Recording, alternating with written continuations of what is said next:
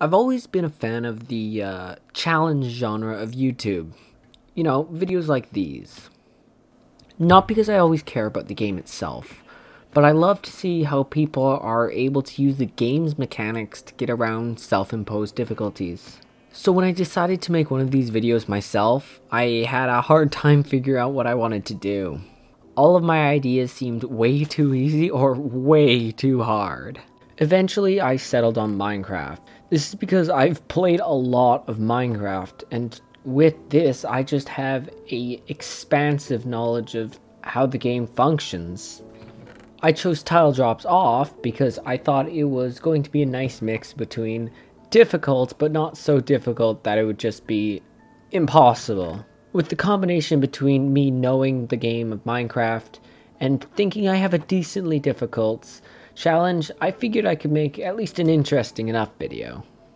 Very quickly, if you don't know, turning tile drops off means that nothing I mine in-game will actually give me a block.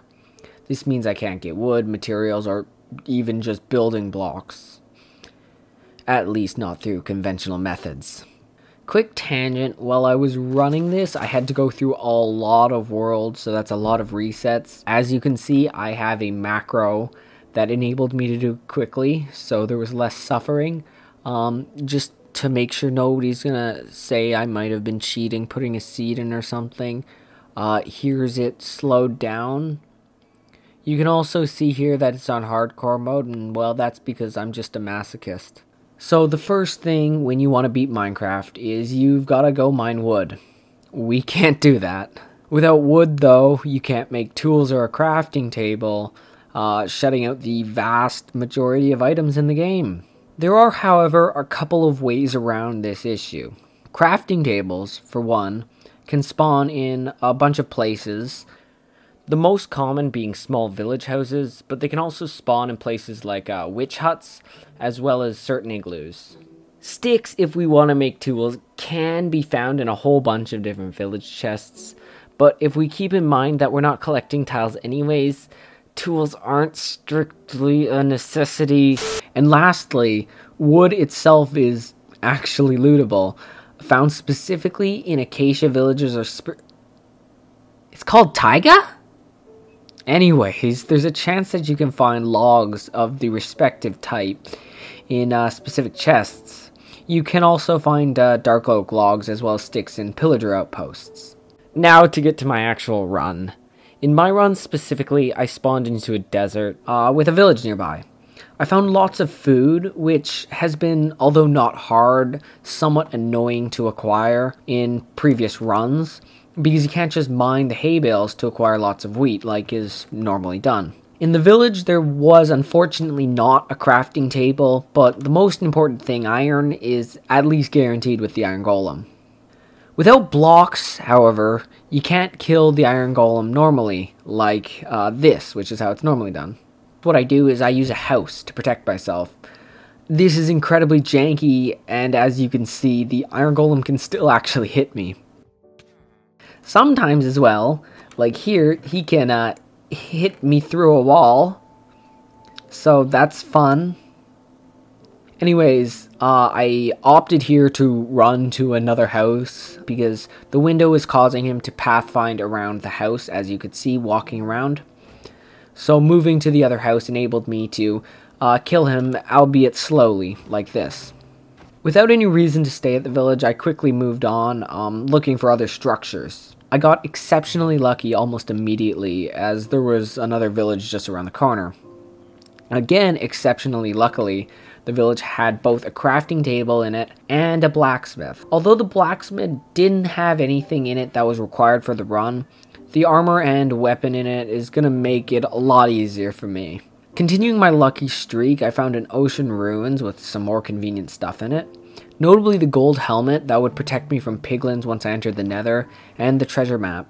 Because some idiot buried their treasure underwater, some digging and drowning later, I had more iron, a bit of gold, and some food. Going through the desert at night was actually pretty convenient, as it showed me the locations of all the lava pools in it, so when I wanted to go to the Nether soon, I would know where to go. The next day I wanted to just quickly go loot the desert temple, which is usually cut and dry, but a skeleton decided to try and suicide bomb me, so there goes all that.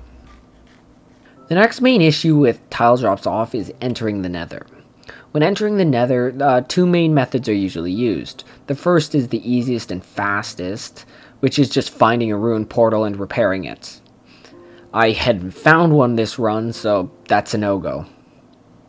The second and most common is to build a structure like this and use water and lava buckets to make the portal. Although the issue of this run is usually not having a bucket due to a lack of iron or crafting table, I actually had both in this run, which is convenient, but that still doesn't mean that this task is without difficulty. Not having blocks means you can't make this weird structure, just making the process a lot more janky, which I'm finding is a pretty common theme in this run. But building the frame was pretty painless overall. The second issue, lighting the portal, is a bit more difficult. Usually you're going to just mine gravel to make flint and steel, but that option's out of the question for us. We can't mine gravel. There's a couple of workarounds for this. They include finding a fire charge from ruined portal chests.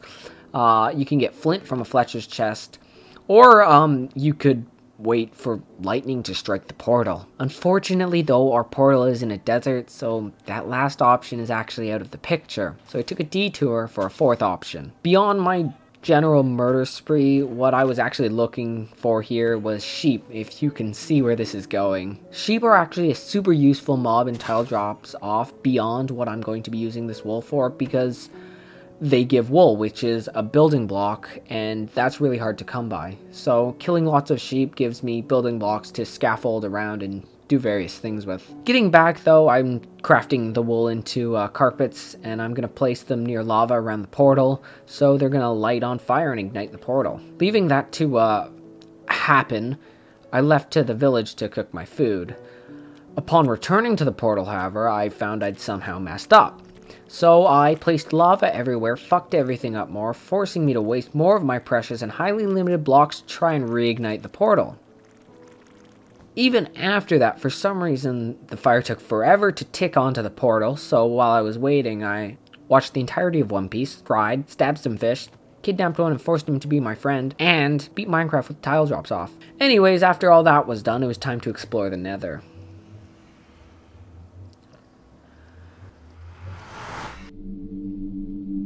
There wasn't really anywhere to go, so I watched a magma cube kill themselves and headed off to the basalt delta. As soon as I entered, I noticed a ruined portal and... God, this is why I hate the basalt deltas. The ruined portal had some okay stuff.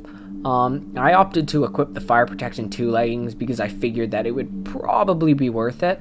Exploring the basalt deltas, it's about now that I noticed the Nether fortress that I'd actually spawned directly next to. On the way to the fortress, I traded what little gold I had on me with a piglin, but received just about absolutely nothing of note.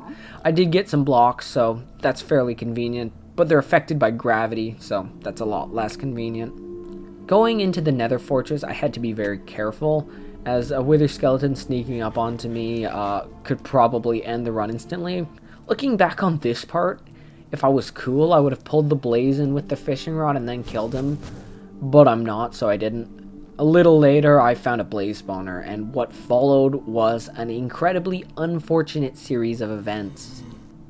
Approaching the blaze spawner, I noticed that there was floating lava, but then I proceeded to bump into the blaze's hitbox twice in a row, which, in hindsight, not the best idea. The blaze came around and I was gonna fall and crit him, but I jumped into the floating lava, which I had just previously made a mental note about.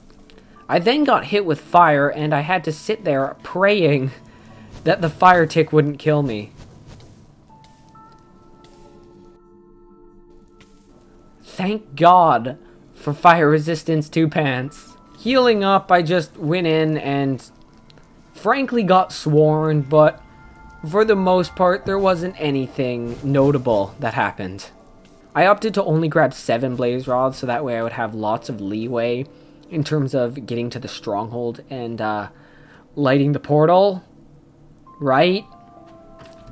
Then I proceeded to get very lost trying to find my way back, but I'm gonna say that it was because I just wanted to find these 4 chests on my way out. As I was about to leave, I actually noticed there was a warped forest where I could easily get lots of ender pearls. It was only a somewhat perilous journey there. But with that, the final real problem with this series had been solved. Usually what you're going to want to do is you're going to mine gold blocks in a bastion trade for pearls, but considering I couldn't do that, this was nearly as easy. I mean, sure, I had 3 near-death experiences and 1 heart attack, but I'd gotten myself 15 ender pearls, so that was more than enough. After leaving, I realized I had more iron than I knew what to do with, so I opted to craft a second bucket, so I wouldn't have to use the one with my fishy friend in it. I also used all my food while I was in the Nether burning, so I took a trip to the plains to get some more. While I was there, I noticed that I'd gotten a saddle from the Nether, as well as horse armor, so I decided to get an equestrian friend. Upon finding out that his speed was terrible, we shared a teary farewell and went our separate ways. I decided to try another one, but clearly the speed was genetic here, so I had to bid another friend adieu. On the way back, I needed to grab some lava to fuel the furnaces, but I happened upon another village. Anyways, I also found 2 emeralds, which would turn out to be useful.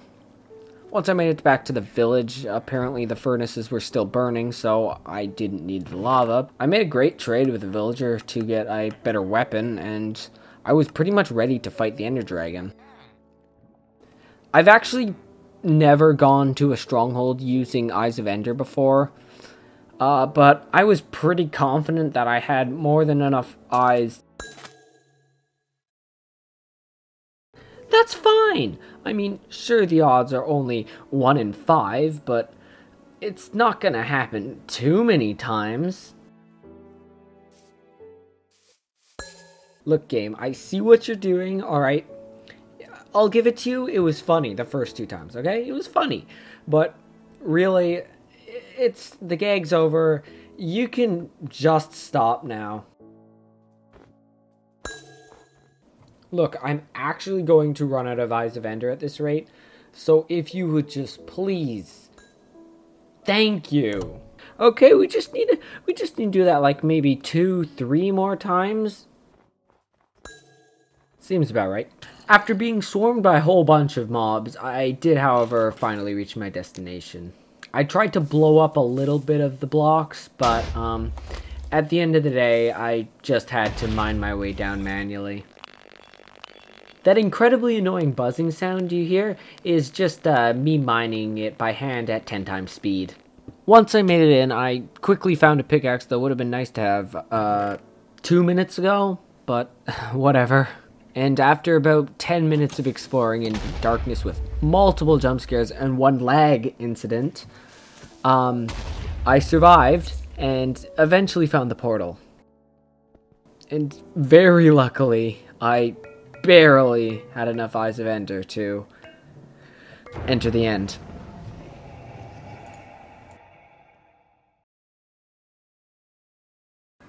Honestly, going through the end was pretty normal, is what I would like to have been able to say.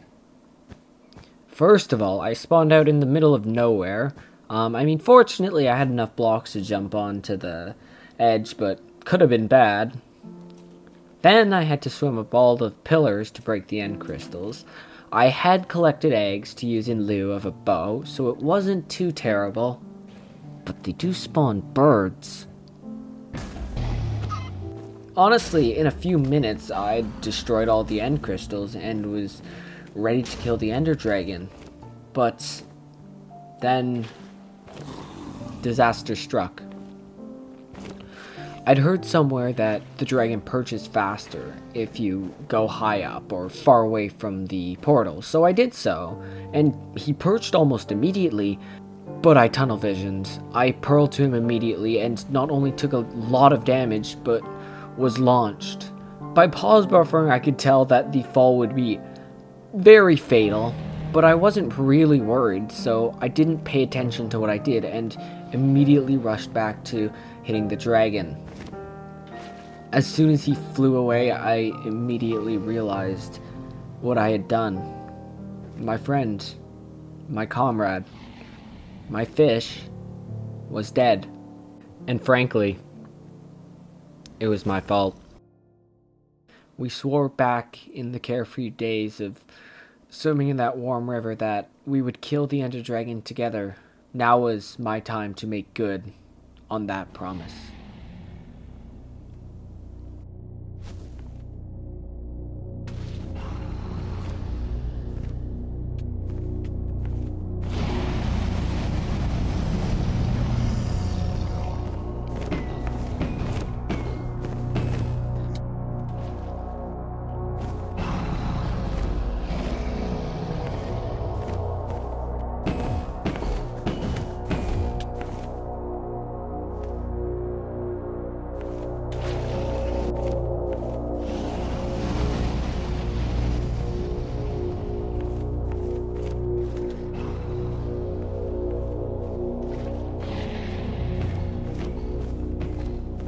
And with that, we killed the Ender Dragon together. And then I joined him in death.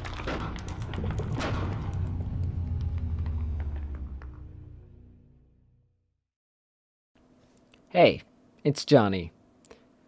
First and foremost, I just want to say thank you to everyone who's watched this video. By far and away, it's been the biggest project I've ever done, from nearly 150 attempts to days of editing and tweaking this video, to frankly actually studying strategies to finish the run. But I have to say, it's all been a blast. If you liked the video, I do have another one very similar planned, but right now it's pretty hard to find the time to do this kind of stuff, especially being as small of a YouTuber as I am, so I don't know when it's going to come out. I would ideally be doing some more of the small stuff that I just like doing in the meantime, but again, we'll see. If you really liked it, I'd love it if you subscribed, but don't feel pressured. I mean, at the end of the day, the universe is going to eventually surpass thermal equilibrium and everything will turn into a swirling mass of radioactive particles, so does it really even matter? But jokes aside, thank you everyone for watching. See ya.